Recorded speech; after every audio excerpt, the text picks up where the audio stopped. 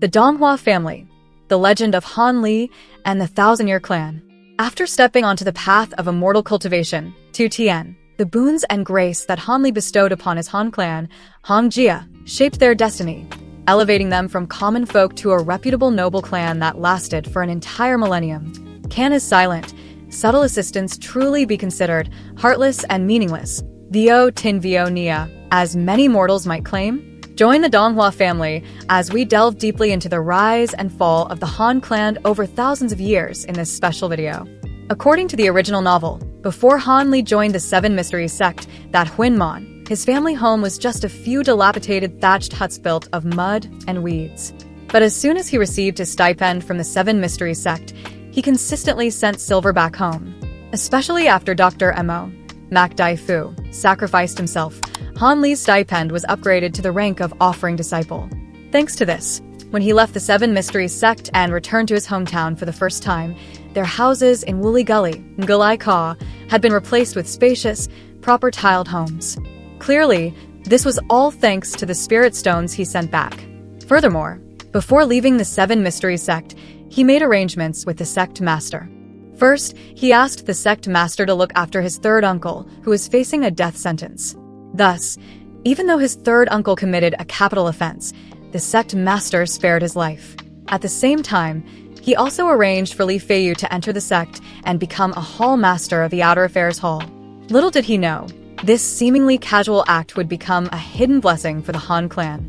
Because Li Feiyu was a person who always repaid kindness, after he gained power, he decided that the Han and Li families would remain close for generations. Just from the surnames Han and Li, one can see the author Wang Yu's brilliant subtle foreshadowing. One surname echoes for 1,000 years, the other is the very foundation of beauty. With the first initial sum of spirit stones from Han Li and the subsequent backing of the Li family, the Han clan gradually prospered. If the Li family leaned towards the martial path, Vio Dao, the Han clan excelled in literature and scholarship, Ban Chuang.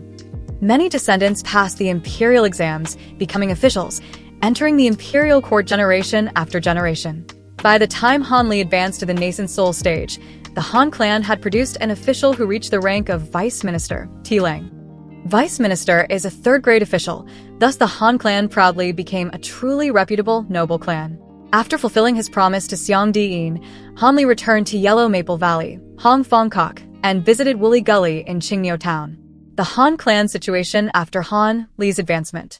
Standing before his old home, Han Li's divine sense had already enveloped the entire area. He saw the memorial tablets of his parents, siblings, and even himself in the Han clan ancestral hall. Clearly, his family believed he had passed away long ago in the immortal realms. Therefore, when the clan head, Han Tianju, saw him, he initially thought a scammer had deliberately disguised themselves as the fourth ancestor to extort them and seize their assets. It was only when Han Li calmly recognized the old mortal artifacts, the mementos of his past life, that the clan had believed the man standing before him was indeed the fourth ancestor who had ascended 200 years ago. Han Tianju was also a well-read man and deduced that the fourth ancestor, being over 200 years old yet retaining such a youthful appearance, must be the legendary immortal cultivator. Thus, he and the descendants of Li Feiyu and Li Feng hastily bowed low, performing the ritual with utmost respect.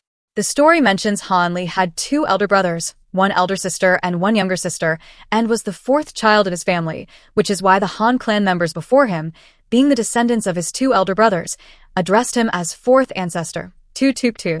The reason Han Tianju recognized Han Li was due to a portrait that Li Feiyu had commissioned from afar and left behind. After Han Li looked at his own painting in the Han clan ancestral hall, he suddenly realized it captured his ordinary, youthful appearance from those years, his lips slightly curved, his face still holding a hint of the innocence of his teenage years. This 200-year-old portrait left by Li Feiyu was a priceless gift that touched the deepest part of Han Li's inner heart. It was the most beautiful, pure memory belonging to his early years with Li Feiyu. Han Li looked at the descendants of the Han and Li families, his heart swelling with a myriad of emotions. The clan's thriving development brought him joy, but the loss of the old ones also left him feeling lonely in this cultivation world. Although the scholar and the sturdy man treated him with the utmost respect, after so many generations, the feeling of closeness was gone. Like it or not, Han Li was truly an immortal, standing outside the mortal dust of the world. The protection and the millennium-long test. Han Tianju asked Han Li to foster and help his descendants enter the cultivation world. Han Li was not fundamentally opposed, but when his divine sense swept over the large Han clan, he discovered that not a single soul possessed a spiritual root. However, to protect the clan, Han Li used thousands of three-colored gold-devouring beetles, Tam Sak Vi Kim Trung, to condense into a gold-devouring spirit sword, and then used his spirit chi to form a sword sheath to seal the gold-devouring beetles. He instructed them that if the Han clan faced a crisis of clan annihilation, the family members should hide in the ancestral hall first, then draw the sword. Once the spirit sword left its sheath, the three-colored gold-devouring beetles would devour all living creatures within a 10-mile radius, except for those inside the ancestral hall. The killing intent hidden within this sword was so terrifying that even core formation stage experts would struggle to resist, ensuring the Han clan's protection for 1,000 years. But he also imposed 3 limitations. 1. Only the clan head holding the jade pendant could draw the sword. 2. The gold-devouring spirit sword could only be used 3 times, after which it would vanish. 3. The gold-devouring spirit sword must not be removed from the ancestral hall, or it would immediately lose its effect. These 3 conditions were put in place to prevent the lethal weapon from being misused, and to prevent the Han clan from becoming arrogant and bringing about their own destruction. At the same time, he generously helped the Li family by gifting Li Feng 7 or 8 bottles of family pills. These pills could quickly boost the progress of ordinary people practicing martial arts. In addition, every member of the Han and Li families received a bottle of longevity-boosting pills. Before departing, Han Li meticulously warned them to keep their meeting absolutely secret. Especially the gold-devouring spirit sword must not be seen by any other cultivators, or it would invite a great disaster. With the gold-devouring spirit sword as their guardian, the Han clan became increasingly prosperous. According to later descriptions, the Han clan lasted for at least 1,000 years, longer than many cultivation sects. The immortal's heartlessness or benevolence. In truth, Han Li's help for the Han clan was always subtle and low-key. The first time he returned home, he only watched his parents and younger sister from afar in silence. While the novel recounts it this way, the animation had some adaptations, but Han Li still only secretly returned when his younger sister got married and did not reunite with his family. Looking at the result, this was clearly the prudent choice of a careful immortal. If he had truly returned home in glory and overtly displayed his power back then, the Han clan might have instantly soared.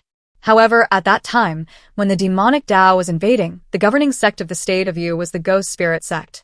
Furthermore, the young master of the Ghost Spirit sect was not on good terms with him. Once that person learned the location of Han Li's family in Woolly Gully, even if a dog was left alive, it would have been an act of great mercy from the Ghost Spirit sect. The second time he returned, the gold-devouring spirit sword he left behind did not directly boost the Han clan's strength. Instead, this assistance was like adding embroidery to a brocade, merely enhancing the clan's foundation and giving them better resistance to risks. After this visit, Han Li's last link to his hometown gradually faded. When he later crossed realms to the spirit realm, he did not return again. It was not until Han Li was 3,200 years old and returned to the mortal realm from the spirit realm that he visited Woolly Gully again. But the once glorious Han clan ancestral hall was now reduced to ruins, with broken walls and scattered tiles. What surprised Han Li, a seasoned grand power, was a family of 3 performing a ritual before the ruins.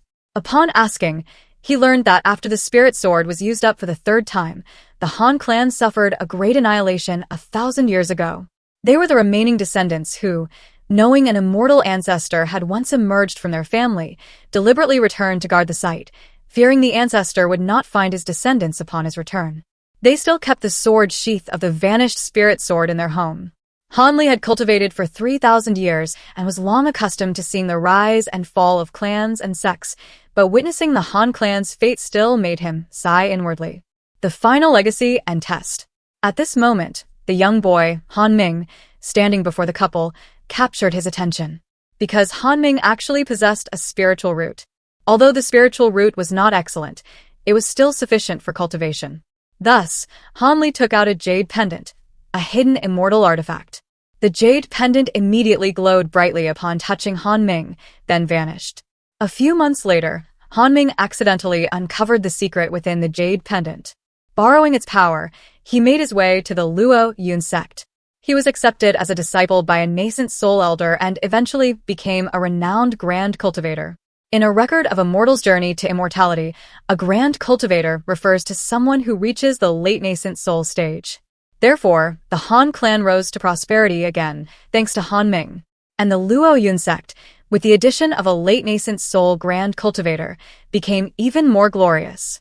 It is important to note that the jade pendant Han Li left behind was not merely a simple gift of fortune, but also a test for Han Ming. Just as Han Li himself stumbled upon the small green vial in the Seven Mysteries sect. If Han Ming could not unlock the secret within the jade pendant could only help him achieve longevity, nothing more. But Han Ming solved it, just as Han Li once discovered the function of the small green vial. Thus, two ordinary people who refused to be mediocre officially embarked on the immortal path. From Han Li's sending silver to improve their living conditions, to the gold-devouring spirit sword protecting the clan for 1,000 years of prosperity, followed by its depletion and the clan's decline, until Han Li returned to bestow fortune for Han Ming to revive the clan, it is clear that the Han clan's major milestones are all tied to Han Li's presence. However, the Han clan went from a humble origin to a literary lineage that lasted for a millennium, and Han Ming grew from a common person to a late nascent soul grand cultivator. While Han Li's help was indispensable, it cannot be separated from the effort and prudence of the Han clan members themselves. Fortune, in the end, is just fortune. Whether one can seize it or not ultimately lies with oneself. Alright, that concludes the entire content of today's video. Give a like for boundless Dharma power, and comment to share and achieve immortal ascension. And now, goodbye and see you next time.